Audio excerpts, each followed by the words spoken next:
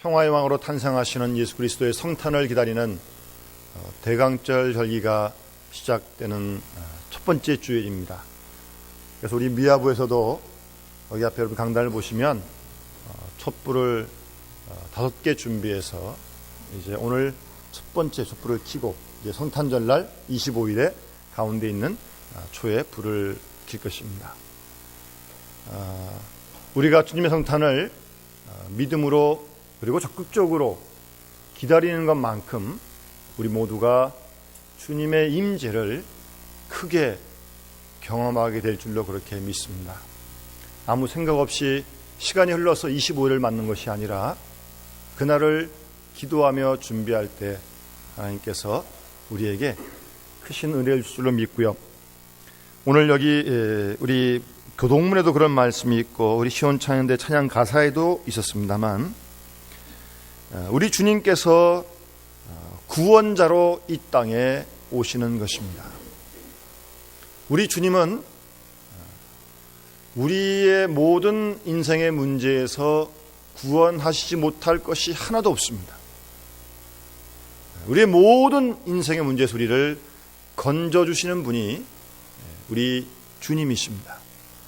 이미 과거에 우리의 죄의 소리를 건져주셨고 오늘 우리가 일상에서 경험하는 모든 우리의 인생의 문제들에서도 그것이 무엇이든 주님은 우리를 건져 구원해 주실 것이고요. 이후에 미래의 온전한 구원이 완성된 구원이 하나님 나라에서 다 우리 함께 이루어지고 누릴 줄로 분명히 믿습니다. 이런 구원의 은혜를 매일매일 생활 속에서 우리가 누리며 승리하는 우리 모든 영남의 가족들이 되어줄 수 있기를 간절히 소원합니다. 교회 밖에서 만나는 재미있는 교회 이야기, 책 제목이 좀 깁니다. 그런 책이 있는데요.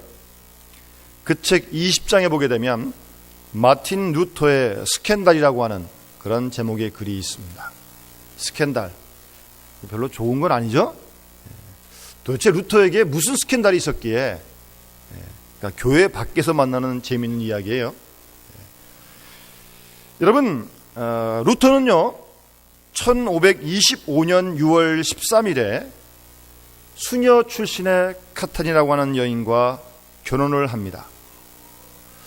이 결혼은 물론 합법적이고 정상적인 결혼이었지만 그 당시로 보아서는 엄청난 굉장한 사건이었습니다.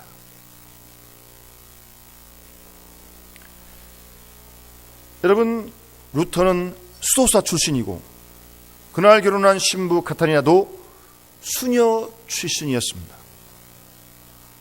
가톨릭 수녀와 가톨릭 수도사가 결혼을 했다. 수도원에서 지내야 할 수도사가 뛰쳐나와서 그리고 수녀원에서 일평생 기도하며 봉사하다 수녀원에서 죽어야 할 수녀가 뛰쳐나와서 결혼을 했다. 이거는 정말 세계적인 스캔들이 아닐 수 없는 거죠. 특별히 그 당시로 봐서는 더욱더 그런 사건입니다. 가톨릭 개념으로 보게 되면 이 수녀와 수도사의 결혼은 분명 간음입니다. 그리고 마틴 루터는 타락한 수도자라고 하는 비난을 받을 수밖에 없는 그런 사건이었습니다. 뿐만 아니라 그 당시 루터와 함께 종교개혁을 하고 있던 동료들도 비난을 했습니다. 아니, 종교개혁도 힘든 일인데 괜히 안 해도 될 결혼까지 해가지고 왜 이렇게 소란을 피우냐고, 그렇게 동료들도 루터를 비난했습니다. 그러나 마틴 루터에게는 그렇지 않았습니다.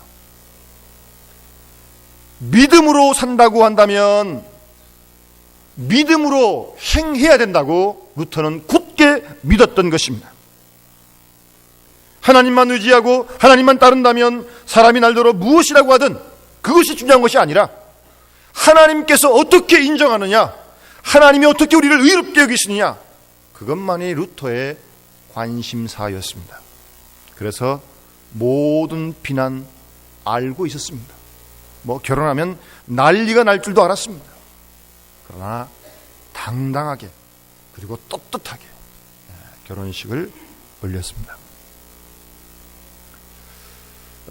또 다른 이야기 중에요. 1517년 마틴 루터가 종교개혁을 일으킨 이후에 한 20년대 1520년 초반부터 이런 루터의 개혁 사상이 많은 영향을 끼쳤는데, 특별히 수도원과 수녀원에 있던 자들에게, 같은 또 동질 상태였으니까요, 그들에게 많은 파급 효과가 생겼습니다. 그래서 수사들이 루터처럼 수원에서 나왔고, 또 수녀들도 수원에서 나오는 그런 수녀들이 많이 있었습니다. 이들은 그 공동체에서 늘 생활했기 때문에 세상에 나와서 자생할 능력이 없어요. 그래서 루터가 뭐 직업도 구해주고 어떻게 짝도 좀 지어주고 이렇게 저렇게 해가지고 하여튼 그들을 살게끔 되는 거 아니겠습니까? 루터만 바라보고 나왔는데 말입니다. 근데 수녀 중에서 9명이 나왔는데 8명은 이럭저럭 하여튼 뭐 결혼도 시키고 다 했는데, 한 명의 수녀가 남았습니다. 이 수녀가 카타리나인데, 아무도 이 수녀하고는 결혼을 하지 않겠다는 겁니다. 전해지는 외모에 보게 되면 얼굴이 좀 그랬던 모양이에요. 얼굴이 좀 길쭉하고, 그리고 코가 볼품없이 좀 튀어나오고, 더군다나 광대뼈도 좀 이렇게 툭 튀어나오고, 그러니까 이 카타리나에게 별로 매력을 느끼지 못했다는 것입니다. 그러자 루터가 아무도 이 카타리나를 데려가지 않으니까, 그러면 내가 데리고 살겠다. 그래서 결혼을 한 겁니다. 근데요, 이 카타리나 여인은 외모는 그런지 모르지만 아주 현명한 여인이었고요, 그리고 아주 지성의 사람이었고, 특별히 화목하는 사람이었습니다. 카타리나는 훌륭하게 루터를 내조해서 루터가 종교개혁을 성공하게 하는 일에 큰 역할을 하게 됩니다. 여러분, 루터가 종교개혁을 한다는 일은 정말 이 계란으로 바위돌을 치는 일이거든요. 그 당시로서는 있을 수 없는 일 아닙니까? 중세의 말입니다. 그러니까 종교개혁을 시작했지만 루터를 죽이려고 하는 무리도 있었고, 로만 가톨릭 교회가 가만두진 않았죠. 그런 죽음의 공포 속에 루터는 하루하루 살게 되었습니다. 그러니까 우울증 생기고 밤에 잠도 못 자는 그런 고통을 겪게 되었습니다. 그래서 한 번은 루터는 이렇게 크게 소리 질렀다고 합니다. 마귀야, 나 좀 잠자게 내버려 두어라. 내가 많은 죄를 지은 죄인인 줄 나도 알고 있으니까 이제 그만 좀 해라. 그러니까 루터 마음속에 종교개혁을 한다고 나섰는데 자꾸 마귀가 마음속에 너 그때 그런 죄 짓지 않았느냐, 자꾸 그런 죄를 떠올리면서 괴롭히는 거죠. 과거의 죄, 현조의 죄, 잘못한 거 자꾸 공격을 하는 겁니다. 그래서 루터도, 그래, 너 말대로 나 죄인이다. 나 죄인이니까 나 좀 잠 좀 자게 해달라. 하여튼 그렇게 할 만큼 아주 불면증과 우울증에 시달리고 있었습니다. 그러다 어느 날 밖에 있다가 들어오니까 이 부인 카타리나가 상복을 입고 울고 있는 겁니다. 루터가 도대체 당신 왜 울고 있냐고, 왜 상복을 입었냐고 그렇게 묻자 이 지혜로운 아내 카타리나가 이렇게 대답을 했습니다. 하나님이 돌아가셔서 상복을 입었습니다. 그 얘기를 듣자 루터가, 아니 도대체 무슨 얘기냐고, 하나님이 왜 돌아가시냐고 아주 펄쩍 뛰는 겁니다. 그러자 지혜로운 아내 카타리나는, 아니 하나님이 돌아가시지 않았다면 당신이 왜 그렇게 낙심을 하십니까? 아니 하나님 영광을 위해 일한다면서 왜 이렇게 피곤해 하십니까? 그렇게 지혜롭게 이 카타리나는 루터에게 새로운 용기를 불어넣어 줬던 것입니다. 그런 힘을 얻고 루터는 종교개혁을 완성하게 되는데, 이 부인 카타리나의 역할이 정말 컸던 것입니다. 여러분, 루터는 믿음으로 말미암아 의롭다함을 얻는다고 하는 소위 이신득의, 믿음으로서 구원을 얻는다, 그 교리를 들고 오직 믿음으로 그런 신앙을 가지고 종교개혁을 시작합니다. 그런 믿음을 굳게 가졌습니다. 그런 신앙을 힘있게 로마 가톨릭을 대항해서 증거했던 것입니다. 그런데 루터는 그것만이 아니라 자기가 믿는 그대로 살았습니다. 믿음으로 생활했습니다. 자기가 믿는 바를 생활로 옮겼다는 겁니다. 이것이 참 중요한 루터의 신앙입니다. 믿음 따르고 생활 따르고 아니라 믿는 대로 생활했다는 겁니다. 믿음을 생활하고 구체화하는 그런 루터의 신앙이었던 것입니다. 우리 예수 믿는 사람들 가운데 신앙의 함정, 빠지기 쉬운 함정 가운데요, 특별히 조심해야 할 것은 주관적인 신앙입니다. 주관적인 신앙. 철저한 하나님 말씀에 근거한 신앙이 아니고 자기 마음대로 믿음을, 스스로 자기 생각을 믿음으로 착각하는 겁니다. 그래서 병 나을 줄 믿습니다. 복 받을 줄 믿습니다. 또 아들 낳을 줄도 믿습니다. 물론 그게 나쁜 게 아니지만 그 어떤 자기 마음, 자기 생각이죠. 하나님 말씀이 있기까지는 그것은 믿음이 아니라는 겁니다. 그저 자기 나름대로 믿습니다. 그렇게 하면서 심한 경우는 김치국부터 마시는 거죠. 그것은 믿음이 아니라는 거예요. 주관적인 신앙이 참 무서운 신앙의 적입니다. 또 하나, 신앙을 추상화하고 신앙을 지식으로만 생각하는 아주 조심해야 할 그런 신앙들이 있습니다. 마치 성경 지식을 많이 알면 믿음이 정말 좋은 줄 알고, 물론 성경 많이 알아야 합니다. 그러나 많이 알고 있는 지식 그 자체가 믿음은 아니라는 겁니다. 어떤 성경 진리에 한번 감격을 했다고 해서 그것이 믿음인 줄 아는데, 감격이 지속이 돼야지 감격만 하면 믿음입니까? 그것은 믿음이 아닙니다. 지식이 지식. 하나님 말씀의 합리적인 이해가 결단코 신앙이 아닙니다. 그것은 지식일 따름입니다. 지식이 필요 없다는 게 아니에요. 중요하지만 그러나 신앙은 그런 지식이 아니라는 겁니다. 어떤 교회에서 성경 암송대를 했습니다. 빌립보서 4장 그 전장을 외우는 암송대를 했는데, 어떤 부인 집사님이 빌립보서 1장서부터 쉬지도 않고 쫙 외우는, 한 개도 안 틀리고 1등을 했어요. 1등을 암송대에서. 그래서 시상을 하지 않습니까? 그래서 목사님이 이제 1등 했다고 상을 주는데 교인들이 아무도 박수를 안 쳐요. 2등한 사람에게 주니까 박수 좀 쳐요. 3등한 주니까 3등한 더 쳐요. 근데 1등한 사람에게 주는데 상을 아무도 박수를 안 치는 겁니다. 내용을 알아봤더니 이분이 성경 암송은 1등이 한 번도 안 틀려요. 머리가 좁아가지고. 그런데요, 집에 가서 시어머니하고 다투는데 1등입니다. 남편에게, 자녀에게, 하여튼 아주 악초고 자녀에게도 아주 모진 그런, 다 아니까 박수를 안 치는 겁니다. 어떻게 박수 치겠습니까? 거기다가 머리가 좋아서 성경을 잘 읽긴 합니다만 전혀. 여러분, 이 부인 집사님이 믿음이 있는 겁니까? 없는 겁니까? 잘 생각을 해보세요. 성경 66권을 다 외우면 어떻다는 겁니까? 믿음을 생각으로, 지식으로 여겨서는 안 되는 것입니다. 그러니까 문제는 신앙이 생활화 되어져야 돼요. 그렇게 되도록 우리가 기도하고 몸부림을 치고, 신앙이 생활에 되어야죠. 제가 지난 주간에 어떤 우리 교인 한 분을 만났는데, 어떤 일을 좀 상담을 하는데 아직도 그런 교회들이 좀 있나 봐요. 방언을 못하면 성령을 받지 못한 증거다. 아니, 성경 어디에 방언 못하면 성령 받지 못했다, 그런 게 어디 있습니까? 예수를 주로 고백하면 성령께서 역사하신 거지.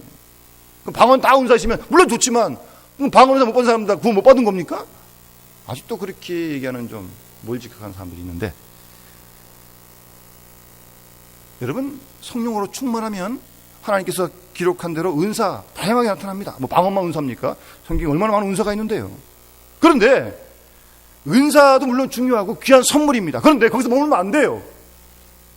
그 다음 더 충만해서 성령의 9가지 열매로 나아가야죠.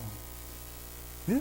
은사만 받고 기뻐하고 뛸 것이 아니라 은사 받은 걸 활용하고 유익되게 하고 더 나아가서 열매를 맺어야죠. 사랑과 희락과 화평과 오래 참음과 자비 양성과 충성과 온유와 절제, 성령의 9가지 열매를 맺을 수 있어야죠. 거기까지 가야 되는 거 아니겠습니까?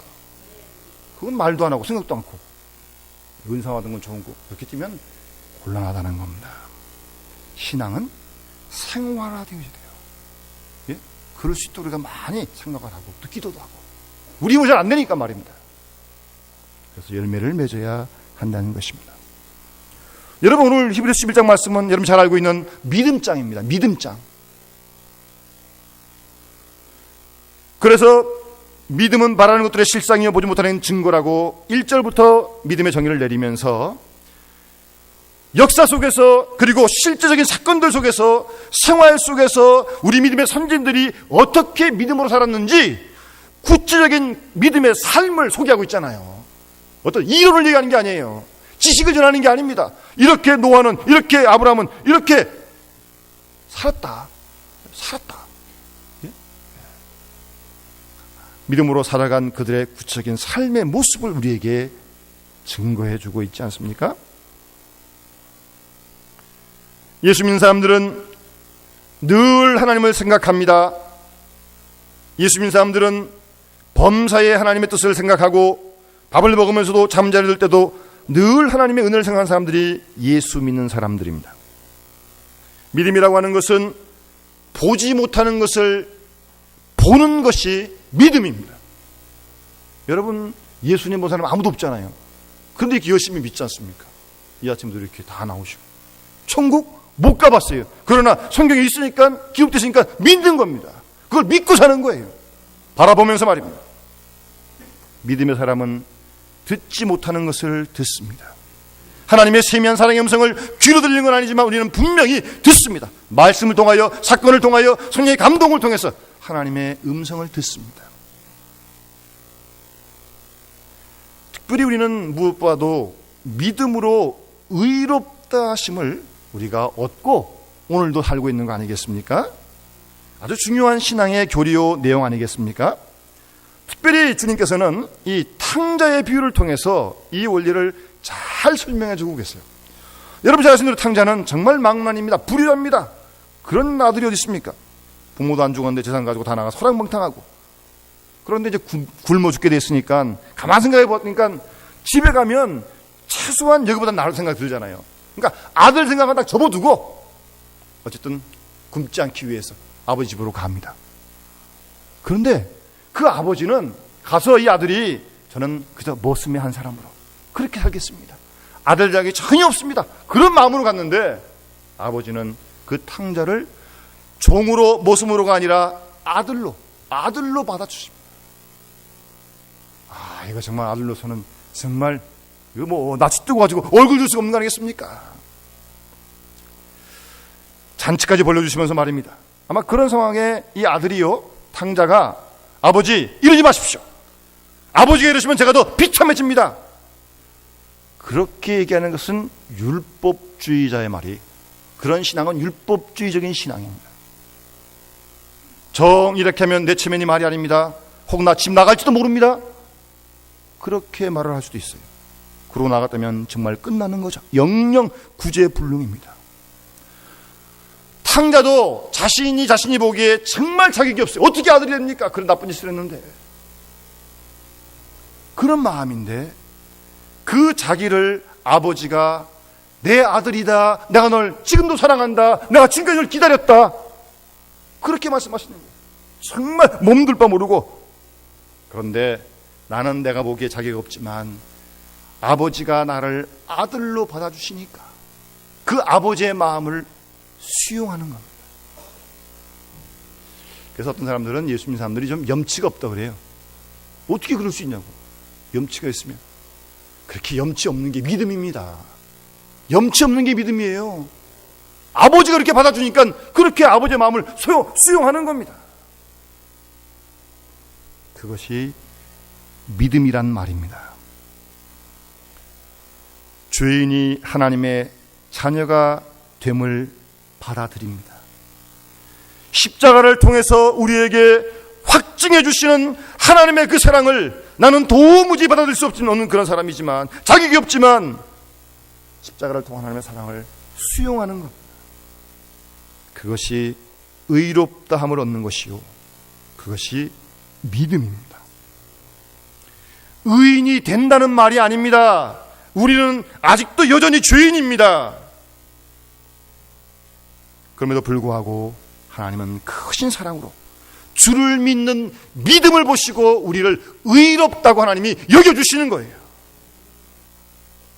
그 하나님의 사랑을 그대로 받아들인 마음이 믿음이라는 것입니다.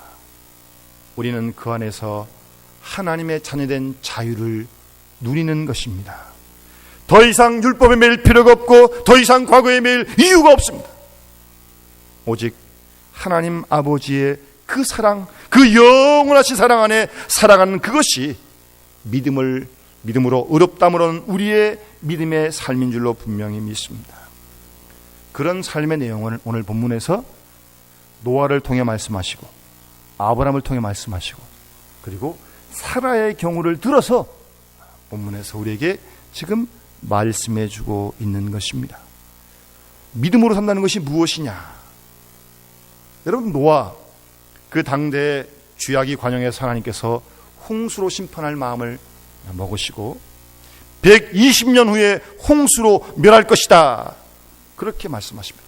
노아도 그 당대에 살았으니까 조금 날지 모르겠지만 별반 그렇게 뛰어난 그런 믿음의 사람 아니었어요. 보면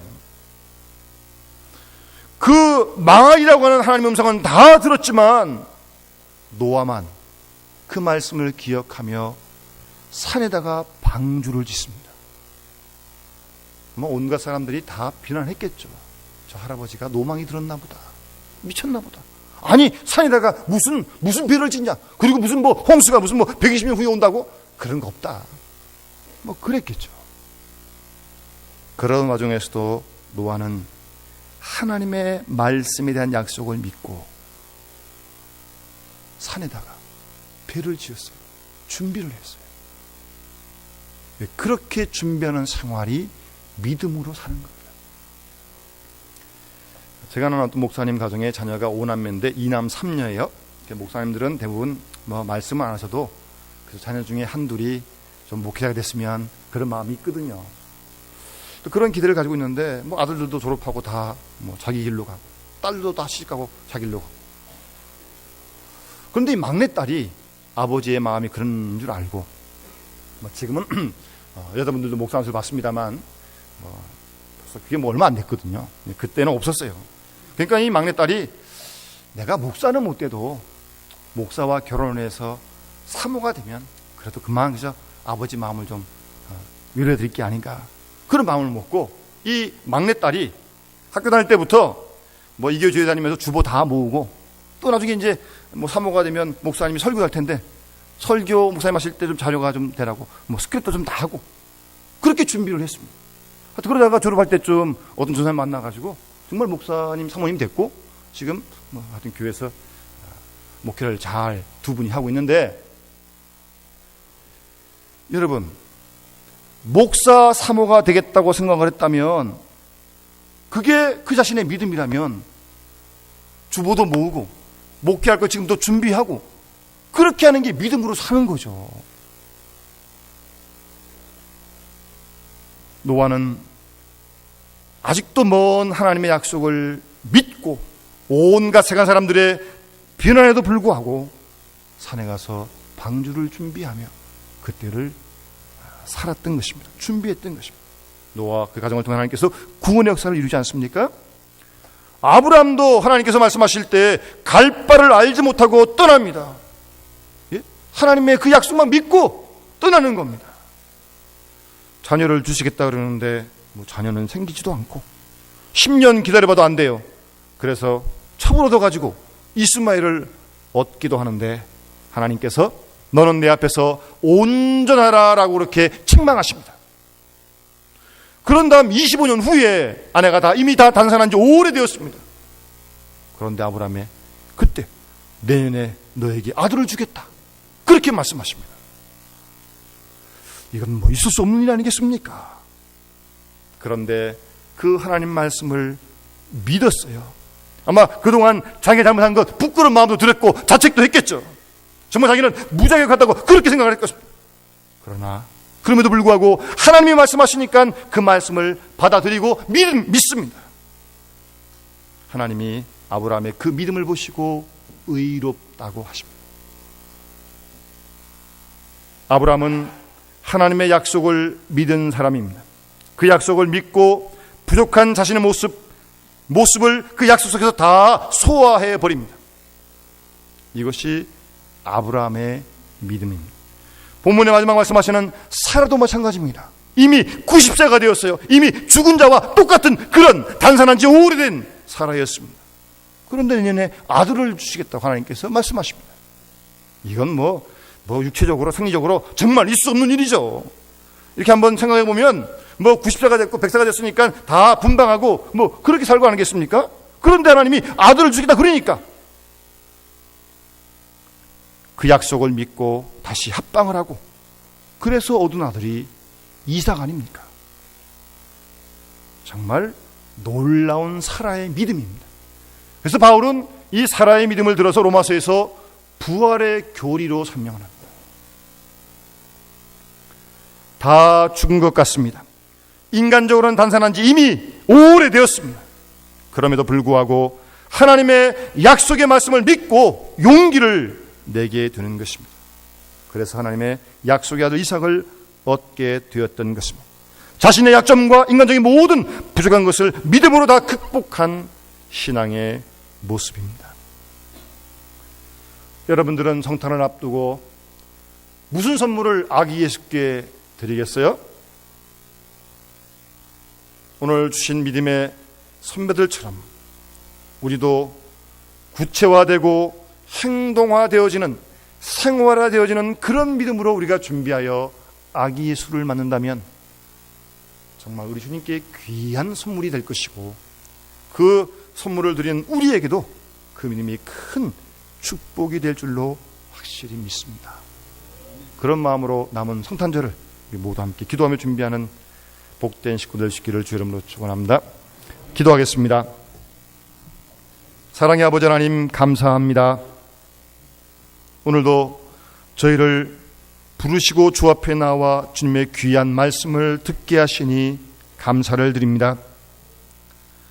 우리가 주님을 믿노라 하지만 믿음은 말뿐이었고 우리의 생활 속에 믿음의 삶이 이어지 못했던 것을 주님 용서하여 주시옵소서. 주님을 믿노라 하지만 마음의 평강을 잃어버리고 불안하며 염려하며 근심했던 저희들의 부족한 믿음을 주님 용서하여 주시옵소서. 하나님 아버지, 우리의 믿음이 성령의 능력으로 생활화되어져 생활 속에 열매 맺는 하나님의 귀한 믿음의 사람들이 다 되어줄 수 있도록 하나님 축복하여 주시옵소서. 그 믿음으로 주님을 기쁘시게 드리며 그 믿음으로 자신과 질병과 문제와 세상을 넉넉히 이겨갈 수 있는 믿음의 큰 사람들로 우리 모두를 축복하여 주시옵소서. 감사드리며 주 예수 그리스도 이름으로 간절히 기도드리옵나이다. 아멘.